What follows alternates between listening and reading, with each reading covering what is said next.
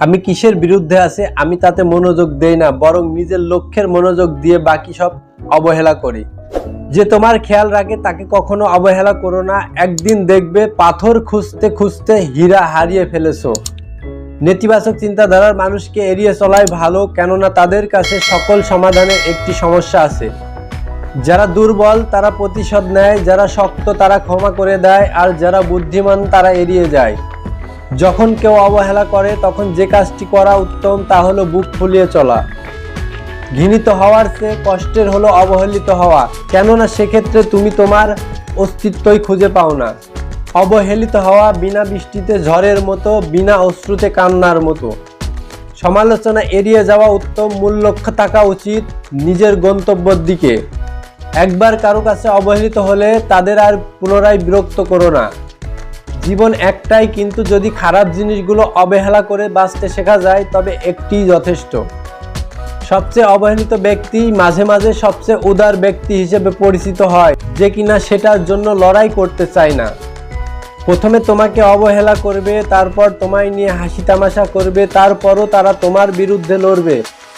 দীর্ঘ সময় ধরে যখন কোনো বন্ধু অবহেলা করে তখন বুঝতে হবে যে সে আসলে বন্ধুই ছিল না, শুধু অভিনয় করে গিয়েছিল।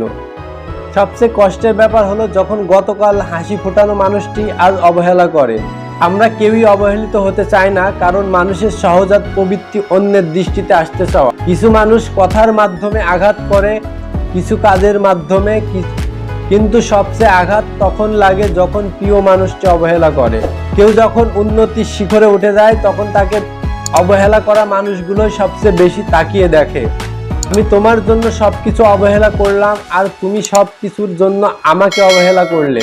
সমাজে ছোট এবং অবহেলিত হিসেবে গণ্য হওয়া মানে ছাই থেকে বেড়ে ওঠার ইঙ্গিত। কিছু কিছু মুহূর্তে মানুষ খুব একা হয়ে যায়, যখন চোখের এক ফোঁটা জল দেখার মতো কেউ থাকে না।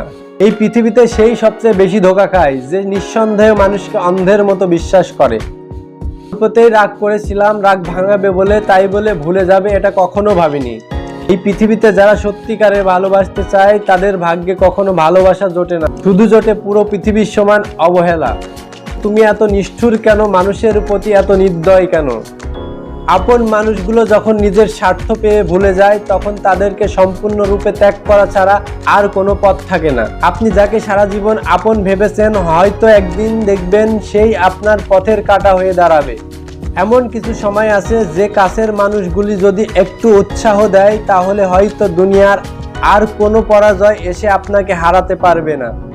যদি ভিডিওটি ভালো লাগে তাহলে চ্যানেলটি সাবস্ক্রাইব করুন, ভিডিওটি লাইক দিন, শেয়ার করুন আপনার বন্ধুদের সাথে এবং আমাদের ফেসবুক অথবা ইনস্টাগ্রাম পেজ ফলো করে আমাদের সাথেই থাকুন, কারণ আপনার জীবন পরিবর্তন করতে সব সময় পরিবর্তন আছে আপনার সাথে।